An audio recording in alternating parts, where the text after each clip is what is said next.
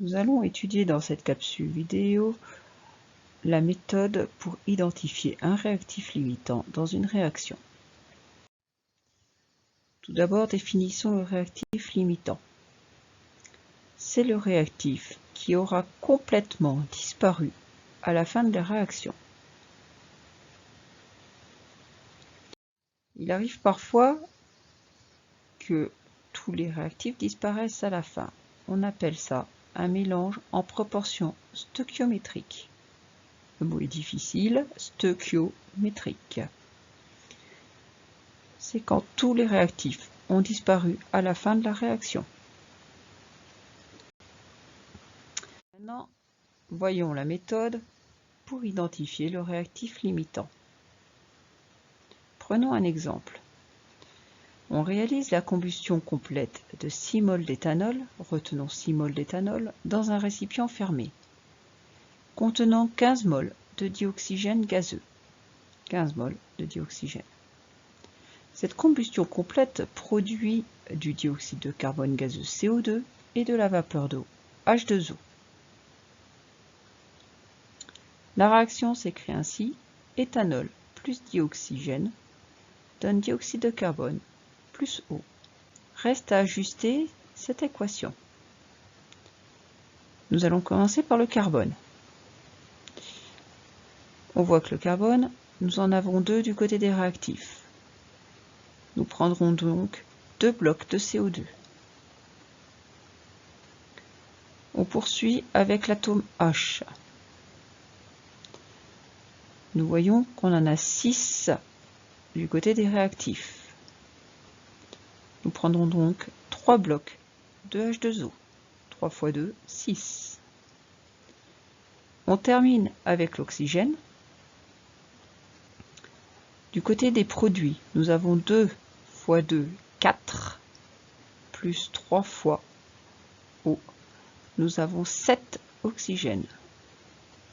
Du côté des réactifs, nous en avons 1 plus 2, 3. Pour équilibrer eau, nous allons prendre 3 blocs de O2. 3 fois O2, ça va faire 6 oxygènes, plus 1, 7. N'oublions pas que dans une combustion, on équilibre toujours dans cet ordre. C'est HO, ce qui fait chaud, chaud pour une combustion.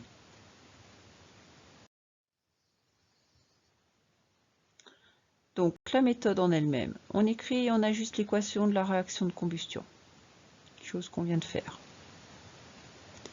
2. On identifie les nombres stoichiométriques A et B des réactifs. Premier réactif, l'éthanol.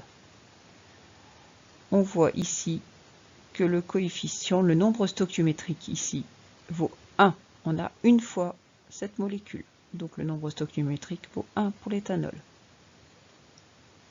Pour le dioxygène, il est précédé du nombre 3. Son nombre stoichiométrique est donc 3. Puis, on identifie les quantités de matière initiale des réactifs. Il était dit dans l'énoncé que pour l'éthanol, on prenait 6 mol et pour le dioxygène, on prenait 15 mol. Nous arrivons au point clé.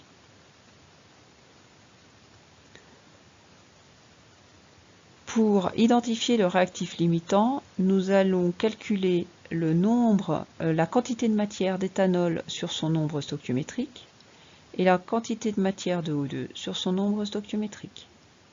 Commençons par l'éthanol. La quantité de matière d'éthanol sur son nombre stoichiométrique, 6 mol sur 1. 6 mol sur 1. On obtient 6 mol.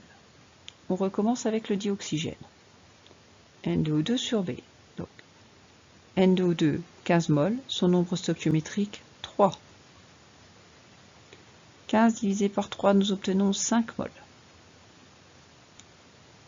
Enfin, on conclut sur la nature du réactif limitant.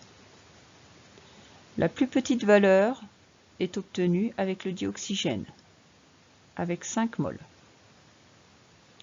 Le réactif limitant est donc le dioxygène.